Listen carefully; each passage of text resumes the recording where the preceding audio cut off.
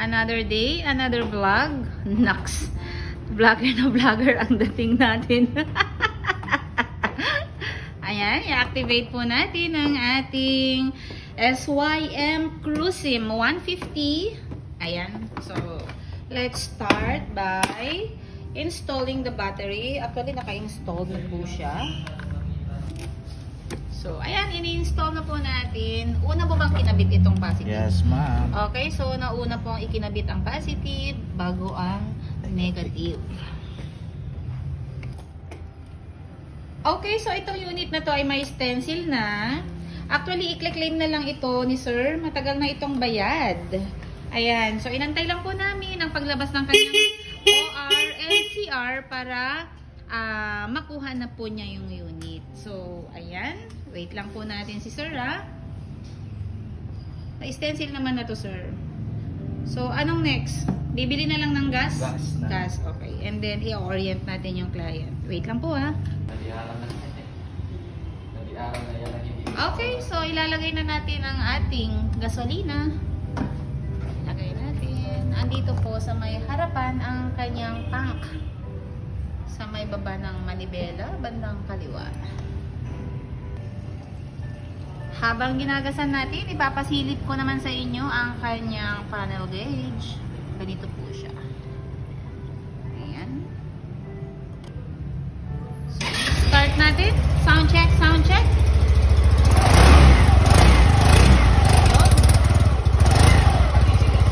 Nakatisi siya. Okay. Ito pong ating kliyente from Pinagbuharan, Pasig. Sir, for orient ka na lang. Okay lang po? Sige sir, dito po tayo sa tabi ni sir. Sa kabila po. Okay sir, by the way sa unit natin is parang ano lang din. Common na. Basta po sir, malapit po yung remote natin is accessible po tayo. Pag nagkulay blue na po siya sir, yan po yung time natin na pwede nang ikutin. Sir, pag on niya na po sir, ayan po. Bago ka po mag-i-start, patatapusin nyo po yung animation ng ating panel. Kasi yung mga sensor niya po sir, nagsiset pa po yan. Okay po. And then, ito po sir yung kill switch niya. Before you start, make sure na hindi po siya naka-kill switch or side start. Okay. Then off. And then hazard. Tingnan natin. Yan ang hazard niya. Ganda ng hazard ah. Ang headlight niya po sir, pag naka-start niya po ng engine, automatic na po may ilaw siya. Engine drive po siya kung tawagin. Ayan sir, i-start Okay, po start natin. Ayun. Ayun. Yan sir, may ilaw na. Iwanan po. Wala po tayong may high-end ito. High-end ito. Then passing light. Ito sir, pag naka-high po, hindi po siya magpapasing. Ito. Okay? Pag ito po yung signal light. Then, busina. Ano naman sir, pag nakapatay, pwede ka pong mag-passing light. Ang first 500 km is change oil, after 500 every 1,000 km. Ibig sabihin sir, 500 change oil, 1,500 change oil, 2,500 change oil. Pagdating sir ng 6,000 to 7,000, clean po tayo, linis ng gilid, lahat po ng material sa pwedeng palitan, papalitan po natin, which is, the parts is shoulder nyo po yun. Pero yung mga, yung labor po is, wala akong labor is free labor po yun sir. Until what?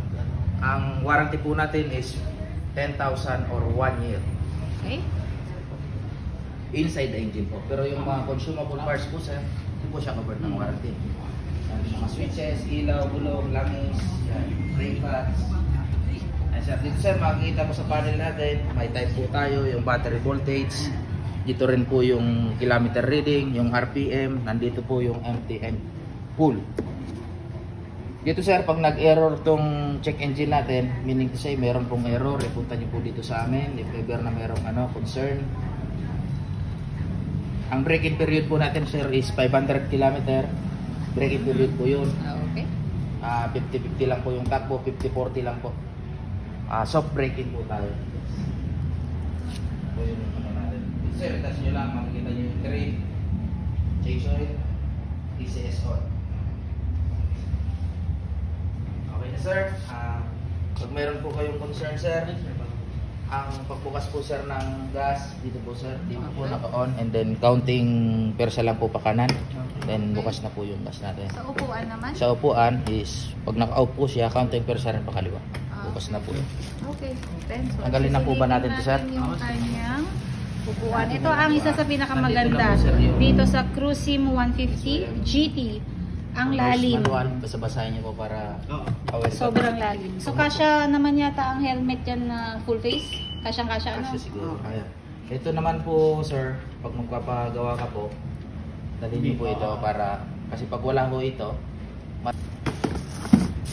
Susubukan natin yung isang full face helmet. So, tignan natin. kaya. Okay, kasya. Woo! Sige, tanggalin mo na. Ayan, full face po ito ah. Not half face. Full na full. And syempre, meron tayong free helmet from SYM naman. Okay, sige pa-open natin, Joel. Para may idea sila kung sila ibibili. Ang amount pala ng unit ay 119,900. So, ito yung kanyang quality helmet. From Makoto, bigay ni SYM. So, i-reflex ko lang din pala yung aking kliyente. Sobrang bait po niyan. Talaga, wala kang masasabi. No? So, ayan.